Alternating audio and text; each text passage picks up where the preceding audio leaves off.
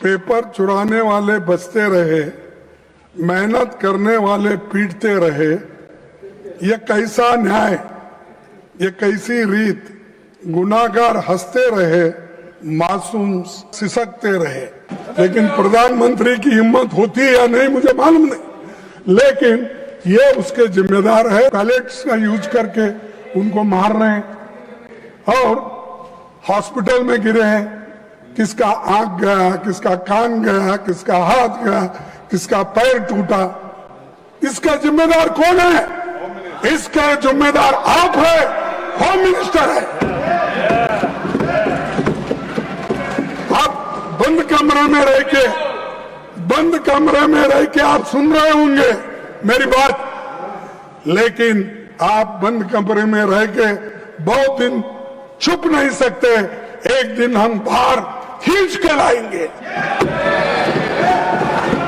और जनता के सामने हम दिखाएंगे इनके देश में क्या है। बिहार में AK-47 का इस्तेमाल जिस पर हुआ तो आतंकवादी नहीं, छात्र था। जरा भी पछतावा नहीं है, जरा भी शर्म नहीं है। वाइस चांसलर हर यूनिवर्सिटी में वो RSS के लोगों को ही पढ़ते हैं। ये मनुस्मृति है, पढ़ो इसको। सिलेबस जो बदल रहे आप, उसमें ये भी आ रहा है। ये क्या है? शूद्र के वेद पाठ सुनने पर शीशे और जस्ते से उनके कान भर दिए जाए। वेद मंत्र धारण करने पर उसका शरीर काट डालना चाहिए। इसमें लिखा हुआ है।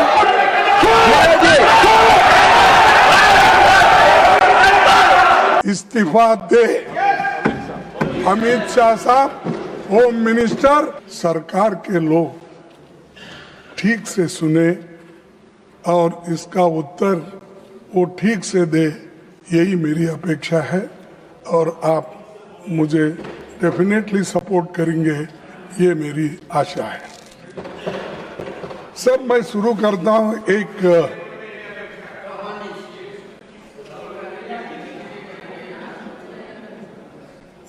करता हूं पेपर चुराने वाले बचते रहे, पेपर चुराने वाले बचते रहे, मेहनत करने वाले पीटते रहे। ये कैसा न्याय, ये कैसी रीत। गुनाहगार हंसते रहे, मासूम सिसकते रहे। यानी मासूम लोग आज मासूम तो ठीक है, आपका हिंदी बहुत अच्छा होगा, आपका हिंदुस्तानी भी अच्छा होगा, मेरा भी थोड़ा हिंदुस्तानी सुनिए। सर, मैं ये इसलिए कह रहा हूं कि पेपर लीक होने से कितने मासूम लोगों का नुकसान हुआ और कितने लोग पीटे गए, कितने माँ बाप परेशान हैं, कितने औरतें बच्चे परेशान हैं। इसको जाहिर करने के लिए ये बात मैंने आपके सामने रखी। सभापति जी, आप अभी पब्लिक एग्जामिनेशन अमेंडमेंट बिल 2026 में जो जहाँ चर्चा के लिए आई है, उसमें सिर्फ आंकड़े बदले हैं। मेरे पास पूरा ये है बिल, तो उन्होंने पढ़ा, वो बिल मेरे पास भी है। इसमें सिर्फ आंकड़े बदलते गए, उससे कुछ होने वाला नहीं है। ज्यादा जुर्माना, कड़ी सजा, special task force, fast track courts जैसे प्रावधान आपने इसमें रखा है, इससे कुछ फर्क पड़ने वाला नहीं। फर्क इससे पड़ेगा आप किस ढंग से इस एग्जामिनेशन को लेके चलेंगे और विदाउट पेपर लीक आप कैसा बनाएंगे, वो उस पे ऊपर निर्भर करता है। नहीं कि इसको हमने बढ़ाया 1 करोड़ से 10 करोड़ किया या 2 महीने से 6 महीने किया, इससे सुधारने वाला नहीं है। तो इसलिए मेरा कहना यह है कि ये तो नई बात तो नहीं है, लेकिन ये जो मजबूत कानून लाने के लिए हमने 2024 में ही इसकी मांग रखी थी, लेकिन तब आपने हमारी इस बात को नहीं माना और उधर से अभी अपने भाषण में कहा कि आप लोगों ने नहीं माना। लेकिन इस मजबूत कानून को ठीक करने के लिए हम बार बार आपके सामने कहते रहे, लेकिन आप किए नहीं। लेकिन 2 साल के बाद आप जो काम कर रहे हैं उसे 2024 में ही क्यों नहीं किया? तो अब कर रहे हैं 2024 में, यानी 2 साल पहले आप क्यों नहीं किए? क्योंकि तब आपको राजनीति करनी थी, लोकसभा चुनाव सामने थे। राहुल गांधी जी भारत जोड़ो न्याय यात्रा में लगातार पेपर लीक और युवाओं के भविष्य का मुद्दा उठा रहे थे। आप ये करते तो क्रेडिट नहीं मिलता था उस वक्त, इसीलिए आप उसको छोड़ दिए।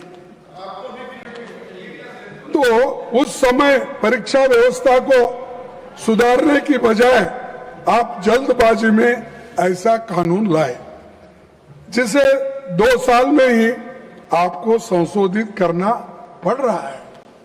सभापति जी, इस अमेंडमेंट बिल का हम स्वागत करते हैं, लेकिन ये अभी भी अधूरा है। ये पेपर लीक होने के बाद भी इसकी कार्रवाई को मजबूत करना ये जरूरी है। पेपर लीक होने से रोकने की मजबूत व्यवस्था इसमें नहीं है। सिर्फ आपने आंकड़े बदले, लेकिन आपका इंटेंशन आपने इसमें नहीं बताया, इसको कैसा रोकना। इसीलिए मैं ये कहूंगा कि ये सब जो माहौल आज चल रहा है, इस माहौल को ठंडा करने के लिए और जो आज हमारे विद्यार्थी युवा जो सड़क पे आए हैं उनको ठंडा करने के लिए ये बिल लाया गया है। ये है सो समस्या को सुलझाने के लिए नहीं। सभापति जी, पिछले 2 महीने की घटनाओं ने देश को झकझोर दिया है। देश भर के छात्रों और नौजवानों ने परीक्षा व्यवस्था की नाकामियों के खिलाफ आवाज उठाई। विपक्ष ने उनकी आवाज सड़क से लेकर संसद तक उठाई। बढ़ते जनदबाव के आगे सरकार को घुटने टेकने पड़े। मैं देश के छात्रों, नौजवानों को मुबारकबाद देता हूं। उनका संघर्ष रंग लाया और सरकार को झुकना पड़ा और प्रधान को हटाना पड़ा। और इसीलिए ये युवाओं की ताकत है। और जब युवाओं की ताकत देखने के बाद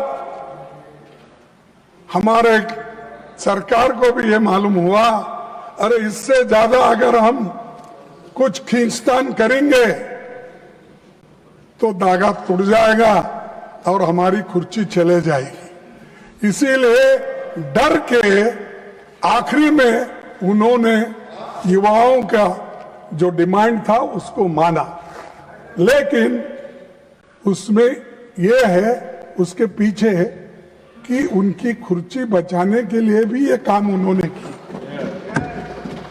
ना कि विद्यार्थियों के समस्या को समझाने के लिए, सुलझाने के लिए नहीं की। कुर्सी कैसा बचाना, और इतना एजिटेशन हो रहे हैं सब कुछ। और हमारे जितेंद्र सिंह साहब भी इसको सुलझाने के लिए सड़क पर आना पड़ा।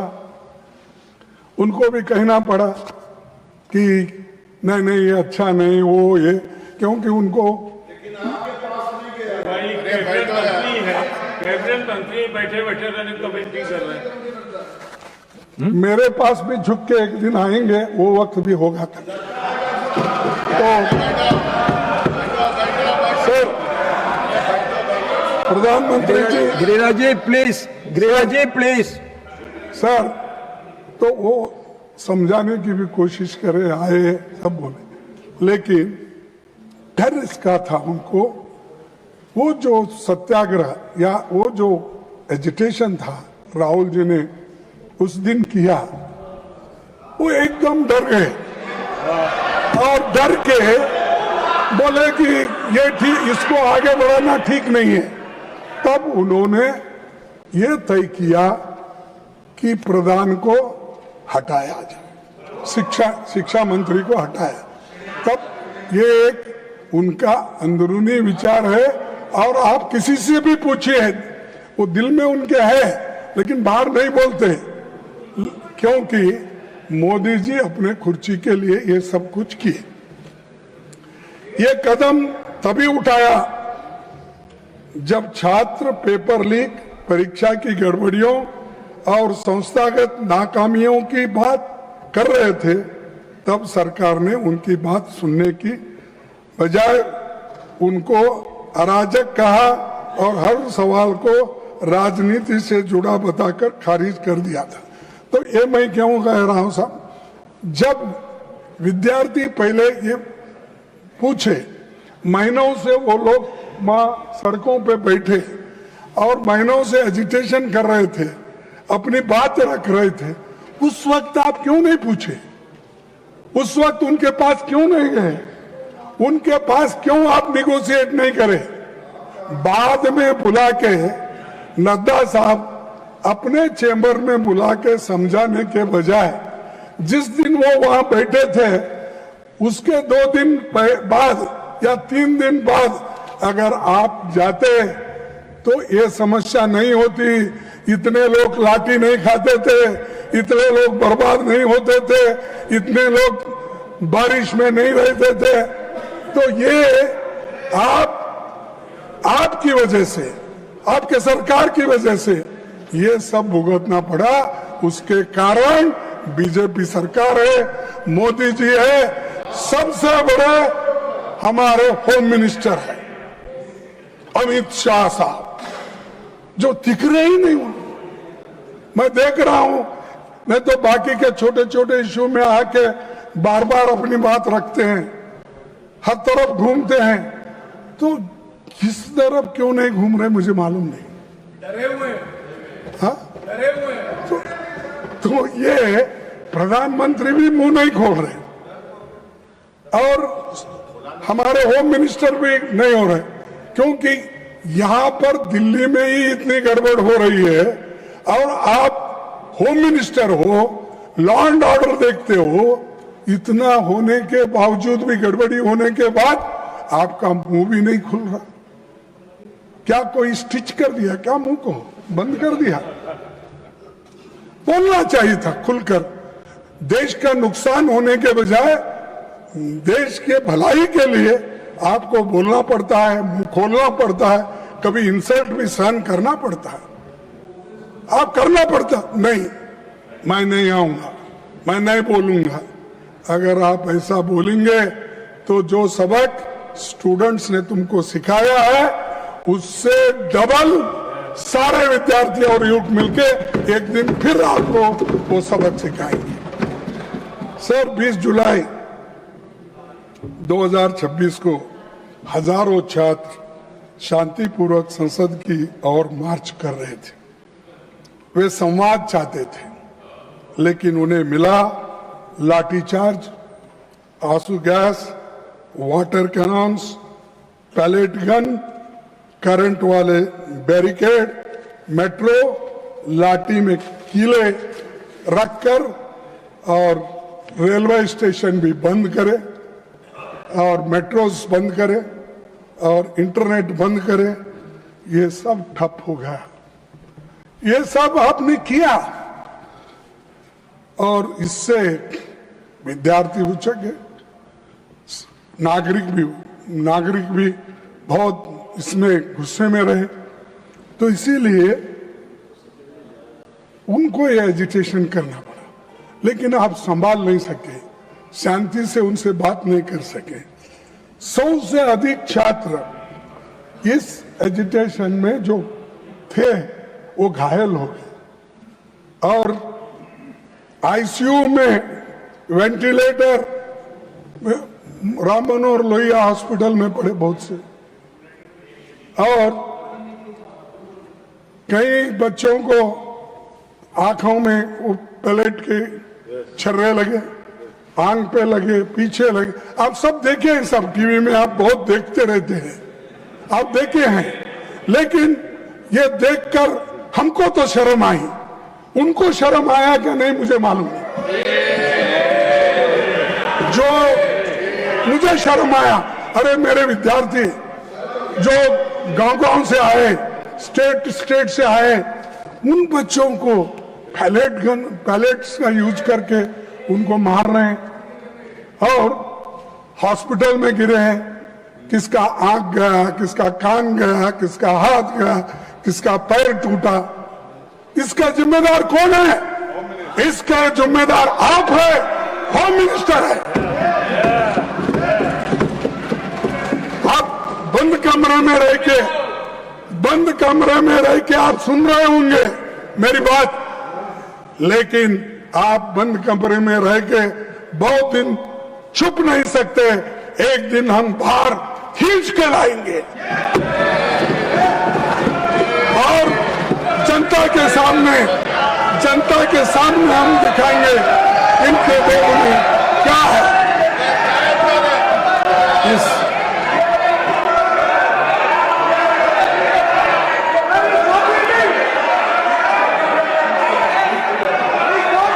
Now I call upon the leader of the house. All of you take your seat. All of you take your seat. All of you take your seat. Now I call upon the leader of the house. सभापति जी, एक minute, सभापति जी, एक minute. When he speaks, no. सभापति जी, I call. When he is speaking, if he wants, I will call him.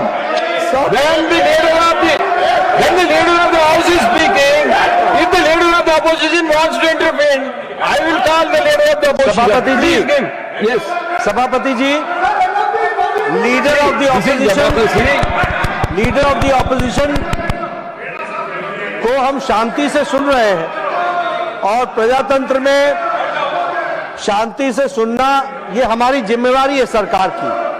लेकिन मेरा निवेदन है leader of opposition से कि वह तर्क के साथ भावावेश में ना आए और भावावेश में ऐसे शब्दों का प्रयोग न करें जो असंसदीय है। अभी जो उन्होंने एक वाक्य यूज किया वह असंसदीय है, उसे कार्रवाई से निकालना चाहिए और आगे भी आप भावनाओं में ना आए। वो मैं नहीं बोल सकता, मैं नहीं बोल सकता। Unparliamentary by either side, that will be expunged. No, don't insist on it. Please try to be within the framework so that the smooth, wonderful debate should take place. Sir, मैं कभी अनपार्लियामेंट्री वर्ड इस्तेमाल नहीं किया। मैंने यही कहा, हम बोले तो जनशक्ति, जनन, लोग, विद्यार्थी, महिला, ये लोग। मैं नहीं ऐसा जाके मैं खींच लेके आता हूँ नड्डा साहब को, होम मिनिस्टर को, ये नहीं बोला। मेरा कहना ये है कि ये जनशक्ति आपको खींच के लाएगी। कम से कम आके सदन में बैठो, बोलो, सुनो, रिप्लाई दो। अब हमेशा हर चीज का हमारे पास हमदर्द बोल के कोई औषध था, तेज नहीं, जिंदा तिलिस्मात। हर बीमारी को जिंदा तिलिस्मात, फीवर आने दो जिंदा तिलिस्मात, और कोई को बुखार आ गया वो जिंदा तिलिस्मात, अच्छा खांसी आ गई जिंदा तिलिस्मात, उसका नाम ही जिंदा तिलिस्मात। हर कौन सी बीमारी आने दो। लोग हैदराबाद में वो जिंदा तिलिस्माती देते थे साहब।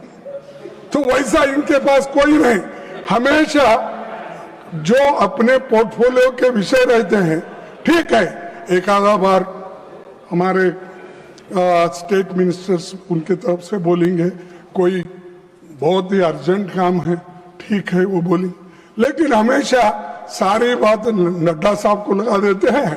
वो नड्डा साहब हर चीज का वो निभाते हैं। और उसके बाद अब जितेंद्र सिंह आए, हर चीज को उनको आगे करते हैं। और ये सब क्या है, ये सब जिंदा तिलिस्मात का काम कर रहे हैं। छोड़ो सर, 20 जुलाई की घटना के तुरंत बाद सरकार को देश के सामने पूरी सच्चाई रखनी चाहिए थी, लेकिन हैरानी है कि इतनी बड़ी घटना के बाद भी आज तक मैंने कहा पीएम या एचएम अपनी बात नहीं रखे, इसके बारे में रिग्रेट भी नहीं करे। रात के 12 बजे, रात के 10 बजे इंस्टाग्राम उसमें ऐसा लेके बात कर रहे हैं, और क्योंकि उनको नींद नहीं आ रही थी, बहुत परेशान थे। अरे आपको तो मन की बात बोलने की आदत है, आपको तो हर बात में इंटरफियर करने की आदत है, आपको तो पिछले सरकार को 100 बार गालियां देने की आदत है।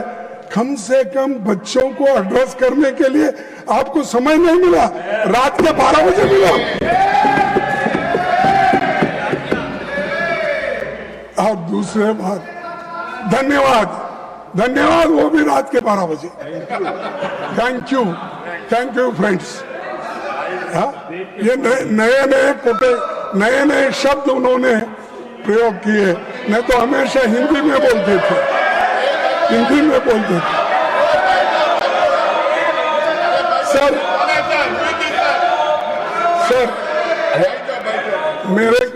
सर अरे कोई पार्लियामेंट्री नहीं है मेरा, क्यों दिखा रहे तुम? कुछ नहीं उसमें। सर मैं आपसे पूछना चाहता हूं, आपके माध्यम से उनको पूछना चाहता हूं, लाठी चार्ज कराने के लिए, आंसू गैस करने के लिए, छोड़ने के लिए पैलेट गन के इस्तेमाल का आदेश किसने दिया?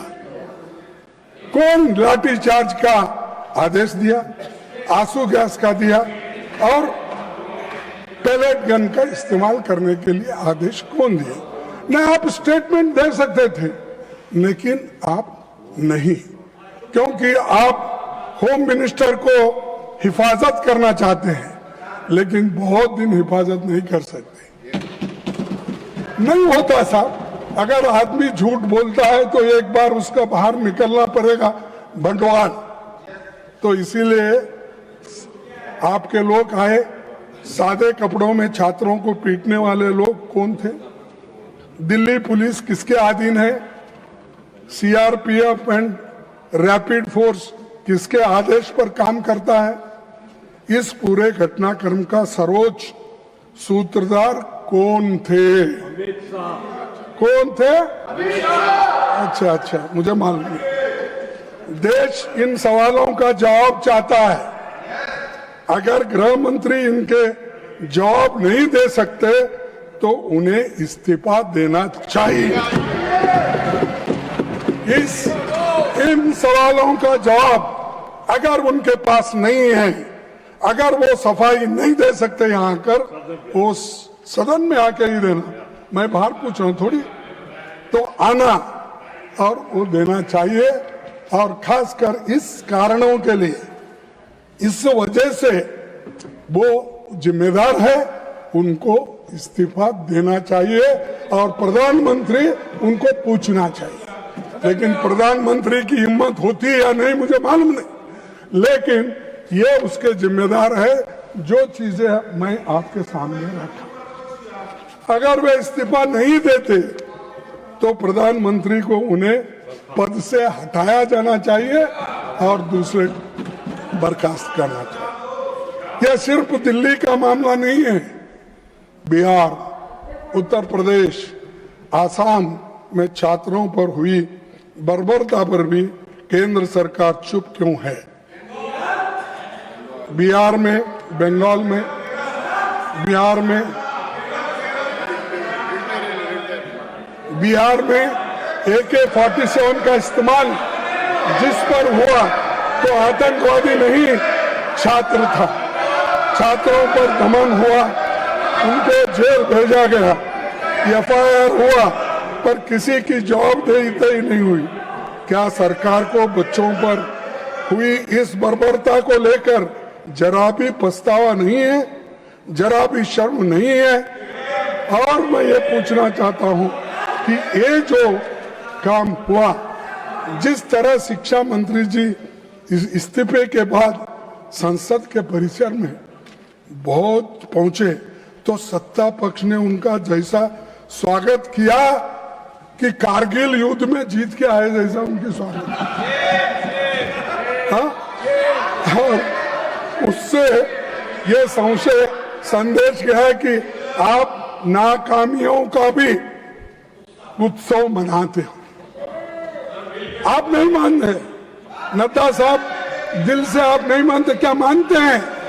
इस सदन के मुख्य तौर पर जो मंत्री राजीनामा दिया, जिसके खिलाफ ये सब चार्जेस थे, क्या वो ऐसा अपना क्या बोलते हो, हाँ, वो सब मुकुट पहन के, शाल डाल लेके हंसते हुए, अरे तुम तो नाराजगी व्यक्त करना क्योंकि मैंने ऐसी गलती की, बच्चों को मारने पीटने लगाया, तो इसलिए ये ऐसी हालत मेरी हो गई।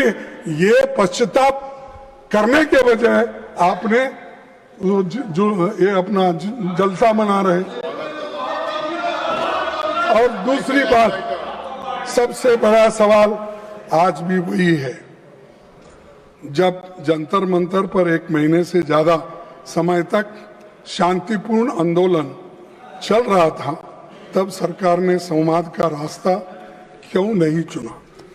एक मंत्री के इस्तीफे के शिक्षा व्यवस्था नहीं बदल दी, यानी एक मंत्री को इस्तीफा देता है, उससे पूरे व्यवस्था, शिक्षा की व्यवस्था बदलती, ऐसा मैं तो नहीं मानता। क्योंकि वो एक कारण है। लेकिन इसको अगर आपकी सिस्टम वही रहेगी, आपका प्रयास वही रहेगा, तो निश्चित रूप से आप इसको सुधार नहीं सकेंगे। अब मंत्री तो गए, वो बात और है, लेकिन इसको सुधारने की कोशिश आप अभी भी नहीं कर रहे। सर, उल्टा हमेशा उनकी आदत है, हम जो बोलते हैं उसका उल्टा करना। अगर इंस्टीट्यूशंस वही रहेंगे, NTA वैसी ही रहेगी, एग्जामिनेशन सिस्टम नहीं बदलेगा और जवाबदेही तय नहीं होगी, तो कुछ महीनों के बाद फिर कोई नया पेपर लीक होगा और हम फिर इसी सदन में यही बहस हम लोग करते रहेंगे। क्योंकि पेपर लीक के बारे में आपने जो बिल रखा वो एक तरफ है, लेकिन इसको रोकने के लिए क्या करें वो इम्पोर्टेंट था। लेकिन आप सिर्फ लोगों को आपको रोकना है। सर, सभापति जी, सरकार की नाकामी के सबसे ताजा मिसाल नीट UG 2026 है, जिसमें 22 लाख से अधिक छात्र बैठे थे। पेपर लीक हुआ, परीक्षा रद्द करनी पड़ी और बाद में पता चला कि परीक्षा से लगभग 15 दिन पहले बाजार में पेपर गुम रहा था। जांच में पता चला कि शिक्षा तंत्र में घुसा एक संगठित नेटवर्क नासिक, सीकर, दिल्ली, जम्मू कश्मीर, बिहार, केरला और उत्तराखंड तक ये फैला हुआ था। गिरोह खुलेआम काम कर रहा था, पर सरकार सोई हुई थी। क्या आपके पास इंटेलिजेंस नहीं है? क्या आपके पास आईबी नहीं है? क्या हर स्टेट, आपके हर जगह तो डबल इंजन है, सरकार है, डबल इंजन सरकार, क्या वो लोग इंफॉर्मेशन नहीं देते? क्या आप कलेक्ट नहीं करते? तो समय नहीं है सर, है सब व्यवस्था उनके पास, लेकिन समय नहीं, इसको सुलझाने के लिए समय नहीं, उसीलिए वो ऐसा हुआ। मैं पूछता हूं कि आपकी केंद्र और राज्य की खुफिया एजेंसी क्या कर रही थी, तो उसका जवाब उनके पास नहीं है। सभापति जी, ये कोई पहली नाकामी नहीं है। 2015 से लेकर 16, 21, 24 और 2026 तक नीट बार बार पेपर लीक और गंभीर गड़बड़ियों के आरोपों से घिरता रहा। हर बार मोदी की गारंटी फेल होते गई। हमेशा बोलते रहे, मैं देख लूंगा, इस बार नहीं होने दूंगा, कड़ी से कड़ी सजा मिलेगी। कहां है कड़ी से कड़ी सजा? तो कड़ी तो टूट गई, लेकिन सजा किसको भी मिलेगी? सर, आज सरकार फास्ट ट्रैक कोर्ट्स की और स्पीडी इन्वेस्टिगेशन की बातें करती है, लेकिन उसका अपना रिकॉर्ड क्या है? 2024 नीट पेपर लीक मामले के मुख्य आरोपी को क्लीन चिट मिल गई है, जिनका नाम अभी हमारे जयराम रमेश जी ने लिया, मुखिया लिया। तो क्या किया साहब? उसको नाम मालूम है, जो आदमी किया वो भी मालूम है, डालना है उसको, पार्टी भी मालूम। हाँ, पहले तो बोलते थे छोटी मोटी चीज को, अगर डी नोटिफिकेशन, क्या है वो, डिमोनेटाइजेशन में अगर मैं विफल हो जाऊंगा तो 15 दिन के अंदर मैं नहीं करूंगा, मैं चौराहे पे अपने आप को लटका देना, मेरे फांसी डाल। ये उन्होंने कहा, मैं मजाक से नहीं कर रहा, आप ही की बात है, लगाओ ना इसको। जो आदमी किया आपको मिला है, आपके हाथ में है, जो आपको उसको क्लीन चिट दे रहे हैं, जो मिलता है उसको छोड़ रहे हैं, और आपका अचीवमेंट 0 है, किसी को शिक्षा अब तक नहीं हुई।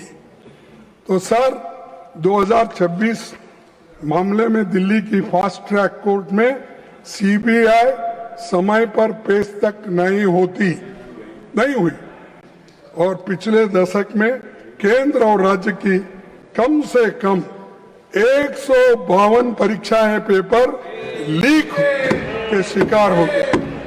और खड़गे जी, आज तक how much minutes more you want? Leak के मामलों में sir, How many more minutes you want? Because time is over, I am just asking. I want, sir, you could have asked me how many more hours you want instead of more. That again, that is correct, but we cannot sit endlessly. Sir, I will finish another half an hour.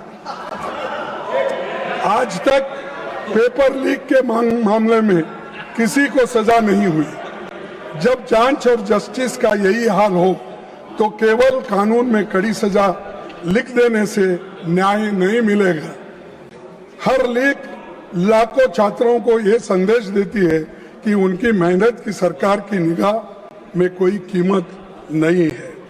इसका सीधा असर बच्चों के मानसिक स्वास्थ्य और पड़ता है, और मोदी जी के कार्यकाल में लगभग 1.25 लाख छात्रों ने आपकी सरकार की नाकामियों के वजह से सुसाइड कर लिए हैं। सर, सरकार ने शिक्षा व्यवस्था में भरोसा बहाल करने की जगह हर बार केवल डैमेज कंट्रोल और हेडलाइन मैनेजमेंट किया है। देशव्यापी छात्र आंदोलन के दबाव के बाद 12 साल में पहली बार शिक्षा मंत्री का इस्तीफा हुआ। हायर एजुकेशन सेक्रेटरी का तबादला हुआ और एनटीए के 47 अधिकारियों को हटाने का दावा किया। लेकिन सर, इसमें मैं पूछ रहा हूं, 47 में कम से कम 15 जगह खाली है और बाकी के तो लोग कॉन्ट्रैक्ट बेसिस पे हैं। अब किसको निकाले आप? कहाँ हैं 47 लोग? तो ये सब दिखाने के लिए, कहने के लिए मत करो, लोगों के दिल जीतने के लिए करो, ये महत्व का है, और बच्चों की हिफाजत करने के लिए करो। सर, सरकार मानती है कि दोबारा परीक्षा करा देने की पेपर लीक का समाधान है। नीट 2026 री एग्जामिनेशन में 2 लाख से अधिक छात्र शामिल ही नहीं हो सके। छात्रों की तुलना में लगभग दोगुनी छात्राएं परीक्षा से वंचित रही। कम समय में दोबारा परीक्षा ने आर्थिक रूप के कमजोर परिवारों पर आवास, ट्रैवल और अतिरिक्त खर्च का भारी बोझ डाल दिया।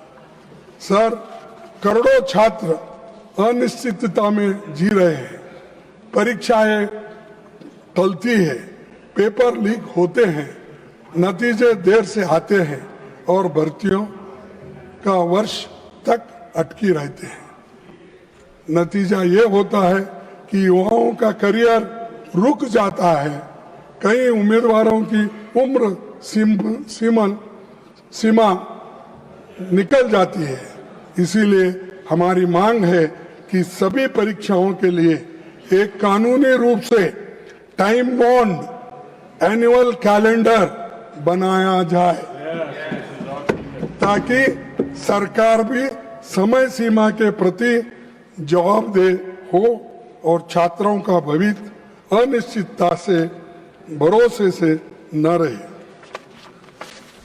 सर, मैं और एक चीज आपके सामने रखना चाहता हूं, वो है इसके बारे में कि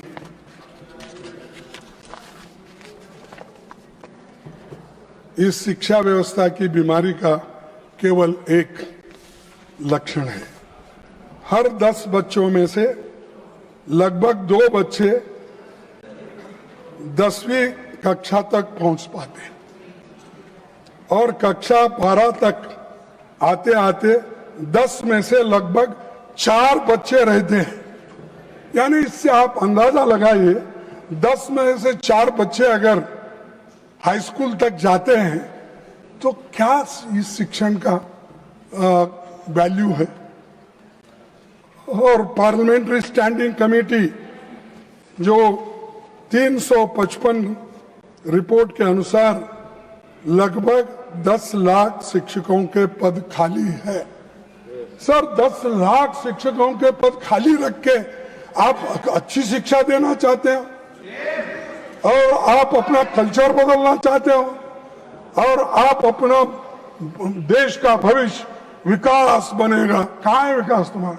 अरे स्कूल में बच्चे की भर्ती नहीं हो रही, टीचर्स की भर्ती नहीं हो रही, तो आप इसके ऊपर सोचे कभी? 10 लाख खाली होने तक बैठे। और दूसरी चीज, जब कक्षाओं में शिक्षक ही नहीं होंगे तो कोई भी शिक्षा नीति सफल नहीं होती। आप विकसित भारत की बात करते हैं, पर 10 लाख खाली पदों को भरने के लिए कदम नहीं उठाते। सर, चुनौती हमारे शैक्षणिक संस्थानों की ऑटोनॉमी और एकेडमिक फ्रीडम का लगातार कमजोर होते जा रहे हैं।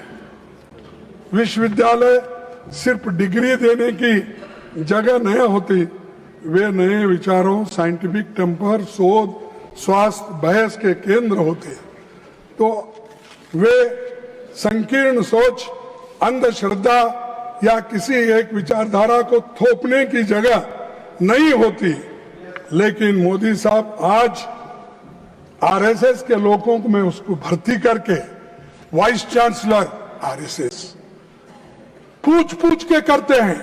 प्रोफेसर की भर्ती आरएसएस के लोग होना, अरे उसको पढ़ना आता है क्या नहीं, या वो एक्सपर्ट है क्या नहीं।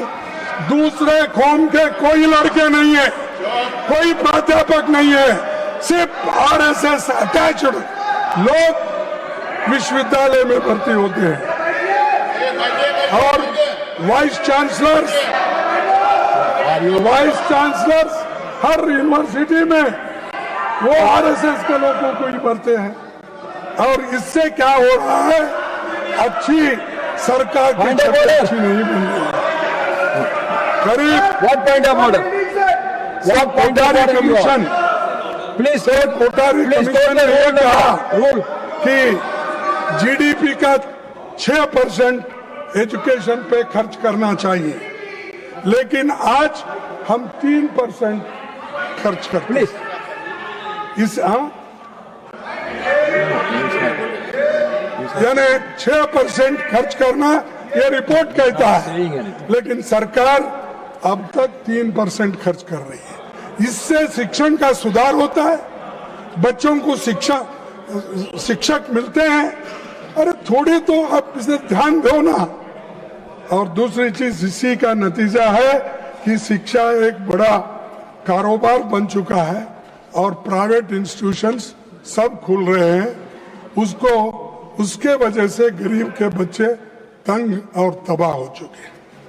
आज देश में उच्च शिक्षा संस्थानों की संख्या 70,000 से ज्यादा है, जिसमें करीब 4 करोड़ 50 लाख छात्र दाखिला लेते हैं। लेकिन SC/ST के बीच एनरोलमेंट आज भी राष्ट्रीय औसत से एवरेज से कम है। डिसेबिलिटी वाले छात्रों की मौजूदगी 0.12 है। सभापति जी, ये उस सोच का सिंबल है जो शिक्षा को सबका अधिकार नहीं बल्कि कुछ लोगों का विशेष अधिकार मानती है। सरकार की नीतियां बार बार उस मनुवादी सोच की याद दिलाती है जिसका उल्लेख मनुस्मृति में मिलता है। और वहां पर मैं संस्कृत तो उतना ठीक ढंग से पढ़ नहीं सकता, लेकिन उसका ट्रांसलेशन मैं आपको पढ़ा के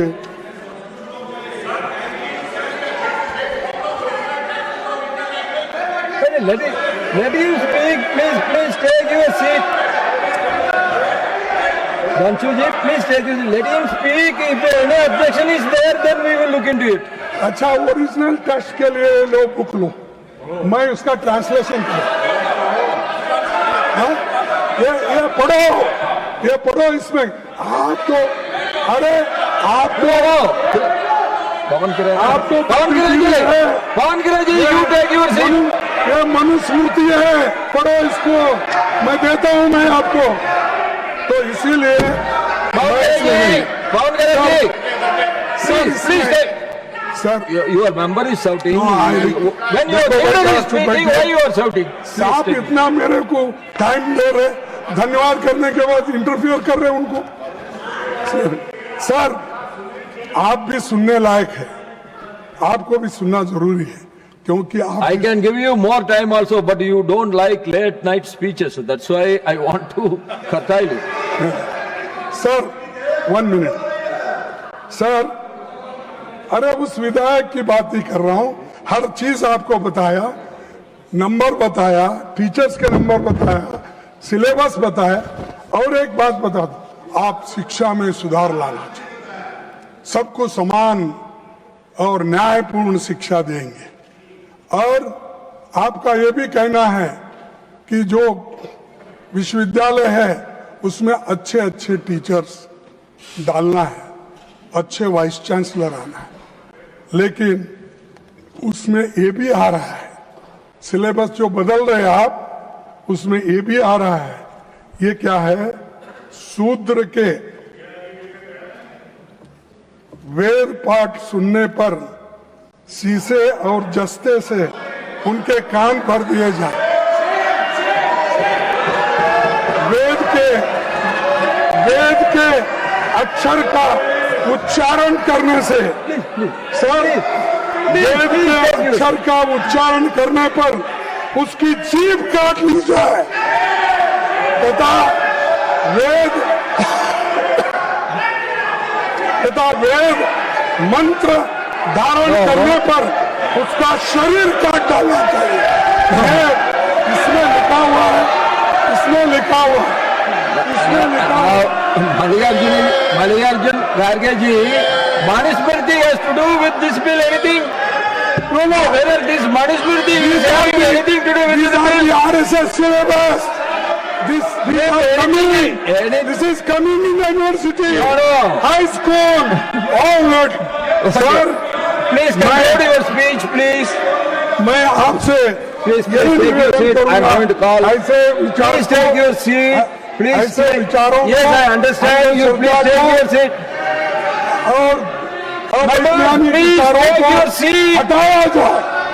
और Please conclude. सर मैं आपसे हाँ Please conclude your speech, please. I'm coming to him. Please. You take your seat. I am coming to him. No, I am coming to him. You please take. No. You please take your seat. I am going to call. This is not correct. I am going to call the leader of the house. You please take your seat. I am going to call the leader of the house. You please take your समझ seat. सकते हैं कि I am ऐसी going to call him. आज के आधुनिक युग में रखने वाले भी हमें दिखते हैं।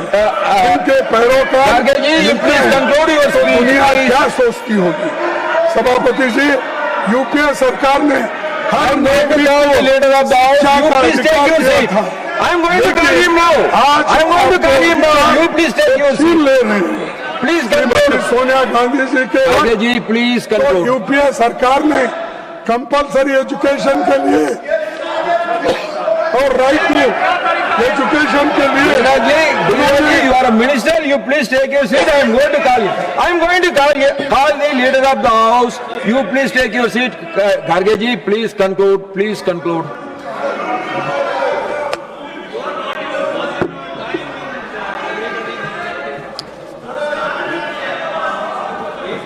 आप ऐसे सोच वालों को निकालना चाहिए। सभापति जी, यूपीए सरकार ने हर नागरिक को शिक्षा का अधिकार दिया, लेकिन ये लोग अधिकार छीन ले रहे हैं।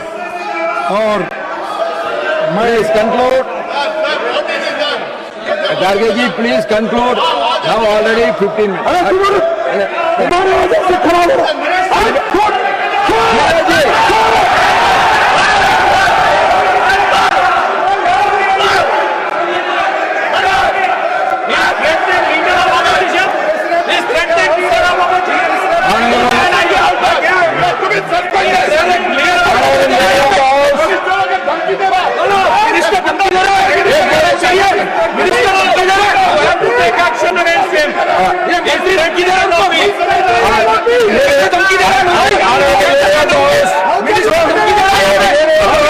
आयोग ने एक ही बात परीक्षा व्यवस्था बच्चों को सीखने के बजाय पास होने All of you take your seat. Leader of the house is getting me. Why you are so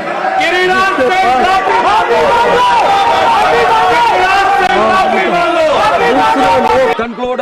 I want a smooth, fair discussion and debate. You please conclude. Don't quote unnecessarily from other books which you cannot authenticate. When you cannot authenticate, please don't quote. No, 1 You minute. are authenticating. Who is authenticating? Sir. Who is authenticating? Jayanam Ramesh are authenticating. We are authenticating. You are one man. Who is speaking? He should authenticate. Let him authenticate. Let him authenticate. He is not authenticating. Sir. Why you are worried?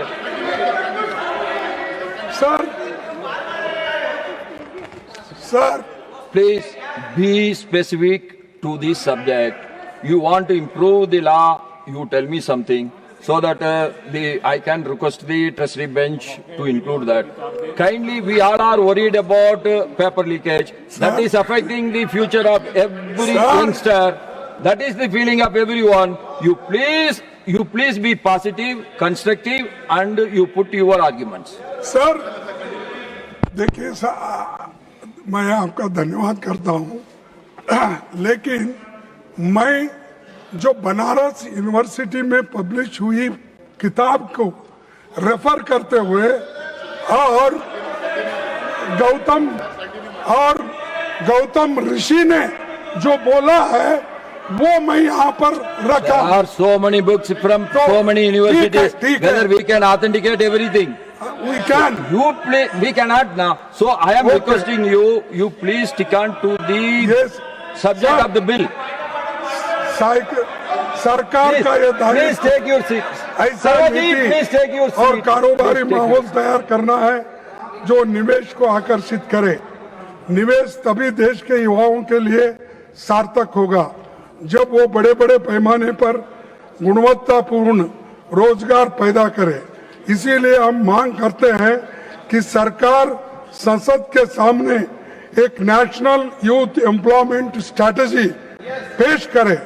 इसमें यह स्पष्ट किया जाए कि भारत में ऐसा नीति और कारोबारी वातावरण कैसे बनाया जाना और निवेश एम्प्लॉयमेंट ओरिएंटेड जो इन्वेस्टमेंट है वो किस ढंग से करना, ये सब चीजें उसमें होना चाहिए। और दूसरी चीज मैं आपसे ये कहना चाहता हूं, केंद्र सरकार में अब तक 30 लाख से भी ज्यादा नौकरियां खाली पड़ी है और वो पब्लिक सेक्टर हो सकते हैं, ये गवर्नमेंट बैंकिंग, ये सब सारी चीजें हो सकते हैं और अनएडेड स्कूल्स हो सकते हैं। हर जगह जो गवर्नमेंट मदद करती है वैसे इंस्टीट्यूशंस भी हो सकते हैं। लेकिन 30 लाख वैकेंसी रहते हुए भी ये भर्ती क्यों नहीं कर रहे? Why they are not filling? क्योंकि ये शेड्यूल कास्ट को जाता है, क्योंकि ये बैकवर्ड्स को जाता है, क्योंकि 50% वैकेंसी उनको जाता है। तो आप भर्ती नहीं करना चाहते और गरीबों के बच्चों को नौकरी नहीं देना चाहते, ये मंशा आपकी है। तो इसीलिए मैं आपसे गुजारिश करूंगा कि public sector units, government aided institutions, sanction post, इसको तुरंत ही भर्ती करना चाहिए। ये मेरी तीसरी मांग है। और लास्ट में मैं आपसे कहूंगा और लास्ट में मैं ये Please कहूंगा conclude, Mallikarjuna Kharge ji. अंत में Already मैं you have चार taken more than 50% of the सीधी सी allocated मांगे time. रखना Still I am चाहूंगा। giving you the time. You please conclude. Sir सीधी मेरी 4 मांगे हैं। एक, देश में 1 फिक्स्ड एनुअल एग्जामिन कैलेंडर होना चाहिए। छात्रों को हर साल अनिश्चितता और देरी का सामना न करना चाहिए। और दूसरा, इस पूरे मामले की सुप्रीम कोर्ट की निगरानी में एक हाई पावर्ड कमेटी से स्वतंत्र जांच कराई जाए ताकि सच सामने आए और जवाबदेही तय हो। तीसरा, पब्लिक सेक्टर्स, गवर्नमेंट, ये इंस्टीट्यूशंस में जो भी खाली जगहें हैं वो भर्ती करना चाहिए। और चौथा, लॉ एंड ऑर्डर की घटनाएं आ गई है, हमने बहुत सी चीजें जो लाठीचार्ज हो गया, सब चीजें हो गई, तो पहले ये सारी चीजें घटनाएं हुई है, औरतों को घसीटते लाए, लोगों को मारे, बच्चों को मारे, इसका सब इसकी इंक्वायरी होनी चाहिए। इसके लिए तो मैं हाई कोर्ट में सुपरविजन में होना चाहिए सर। और एक किसान आंदोलन में किसानों के साथ तो आप ज्यादती किए, महिला पहलवानों का जंतर मंतर प्रदर्शन में सड़क पर घसीट के लाए, मणिपुर हिंसा हो गई, तो ये सब अब छात्रों पे बर्बरता हुई है। मैं आपसे विनती करता हूं, ये सबके कारण और सब ये सूत्रधारी जो है जहां भी बैठे होंगे वो फौरन इस्तीफा दे। अमित शाह साहब, होम मिनिस्टर, ये रेस्पॉन्सिबिलिटी ले, Please conclude. You have already राजीनामा consumed they, your entire party तभी ये time. समस्या हम सुलझाएंगे और लोग भी इसको एक्सेप्ट करेंगे। धन्यवाद, आपने मुझे समय दिया, इसीलिए आपको भी दूंगा, सब सुने उनको भी दूंगा। दस्तक की आपसे गुजारिश है कि अगर इसको बचाना चाहते हैं तो नेशनल दस्तक को सब्सक्राइब करने के लिए रेड कलर के सब्सक्राइब बटन को दबाएं, फिर बेल आइकन की घंटी दबाएं। नेशनल दस्तक को बचाने के लिए बहुत जरूरी है कि हर खबर को शेयर करें, लाइक करें, कमेंट जरूर करें।